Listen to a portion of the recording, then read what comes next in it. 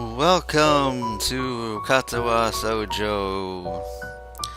Um, yeah, this is the new side LP thing I'm doing because the time recording this, Nintendo is being all stupid with their oh, we're gonna take all the money from your videos that are first party Nintendo blah blahs.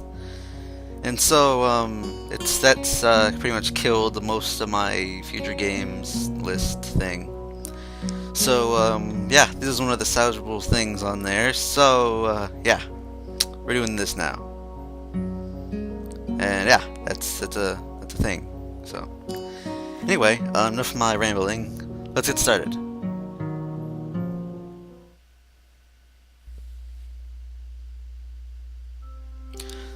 The light breeze causes the naked branches overhead to rattle like wooden wind chimes. This is a popular retreat for couples in the winter. These delirious trees provide a beautiful green canopy, right out of sight of teachers and fellow students. But now, in late winter, it feels like I'm sitting in the middle of a pile of kindling. I breathe on cupped hands and roll them together furiously to prevent them from numbing in the cold. Something I'm supposed to get away out here anyway. The note said 4 p.m. Ah, yes, the note. So between the pages of my mouth book, I wasn't looking. As far as cliches go, more of a fan of the litter in the locker, but at least this way it shows a bit of initiative. As I remember the meaning of this note, the snowfall gradually thickens. Snow like silently falling from the white painted sky, are the only sign of time passing in this stagnant world. Their slow descent upon the frozen forest makes it seem like time has slowed to a crawl. Rustling and dry snow underfoot startles me, interrupting the quiet mood. Someone is approaching me from behind. Hisao, you came? And, I'm gonna say this now. I'm gonna pronounce things, I'm gonna pronounce them. You have it untechnically wrong, which I was for, in a 9, because apparently I said everything wrong in that, but, yeah, blame Jolt Chaos, it's all his fault. It's for why I'm pronouncing these guys, that's how I learned it, and things. Go watch his playthrough of this, it's better than mine will probably be, so, I'll leave a link in the description on the down low, if you want to go watch it, you should do that, because it's good, and probably better than mine will be, but, anyway, a hesitating, barely audible question. However, I recognize the owner of that dainty voice well. I feel my heart skip a beat. It's a voice I've listened to hundreds of times, but never more than as an eavesdropper to a conversation. I turn to face his voice, and the voice of my dreams, and my heart begins to race.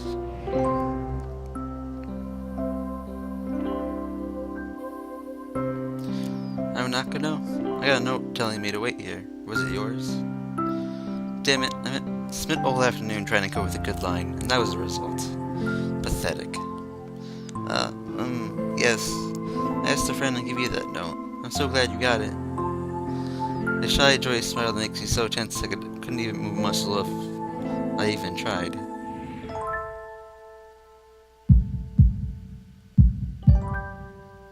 There's finding more now. They were trying to burst out from my chest and claim this girl for itself. So, here we are, out in the cold. Once again, the wind stirs up the branches. The cannon of his noise is music to my ears. Iron echo fringes ever so softly against the wind. It passes. She rights herself as if supported by some new confidence. Eyes locked with mine, she lazily twirls her long, dark hair around her finger. All the while, the anxious beating of my heart goes louder. If it was tight, I doubt if I could force out a word if I even tried. You see, I wanted to know if you'd go out with me. I stand there motionless, same for my pounding heart. When I say something in reply, my vocal cords feel like they're stretched beyond the breaking point. So, you should mask my throat, but only sent spikes of blinding pain along my arms. So? My body free to savor my chute open in terror. Hisao! Being hurt. Beating my chest suddenly stops. And I awake at the knees. But around me, there cannot be bare branches, the dull winter sky, are knocking and running towards me. All those fade to black. Last thing I remember for slipping away are the sounds of Ayako screaming for help, and the incessant clatter of the branches above.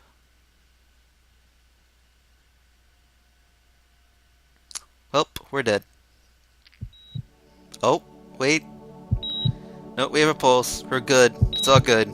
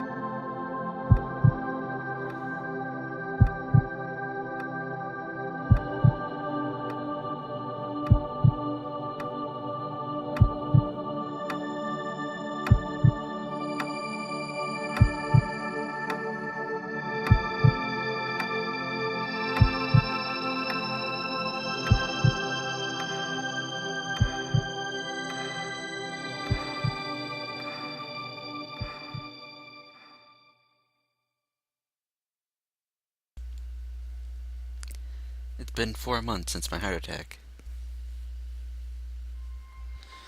That whole time, I probably counted the number of times I left this hospital room, unsupervised in one hand. 4 months is a pretty long time when you're left alone with your thoughts, so I've had plenty of time to come to terms with my situation. Arrhythmia. A strange, foreign one. One that you don't even want to be in the same room with. A rare condition. It causes the heart to act erratically and occasionally beat way too fast. It can be fatal. Apparently, I've had it for a long time. They said it was a miracle I was able to go on so long without anything happening. Is it really a miracle? I guess I was supposed to make me feel better. The more appreciative of my life. You only do anything to cheer me up. My parents, I think, were hit hard by the news than I was. Practically had 2 hemorrhages apiece. I already had a half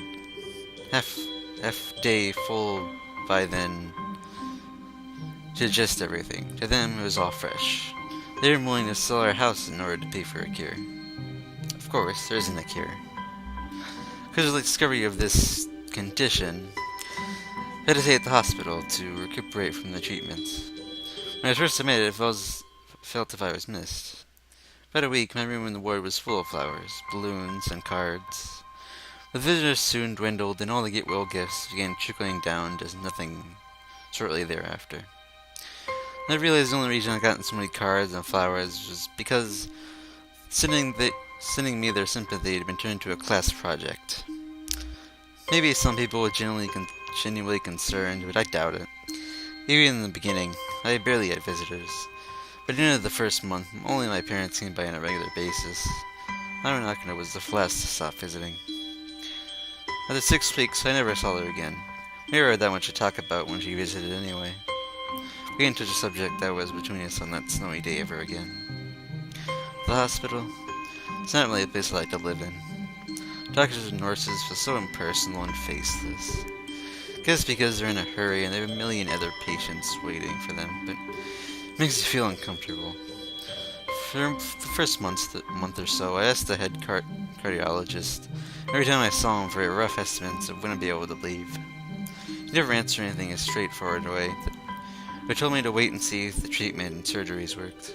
So I idly observed the scar that those surgeries left on my chest, slowly changed its appearance over time, thinking it was some sort of omen.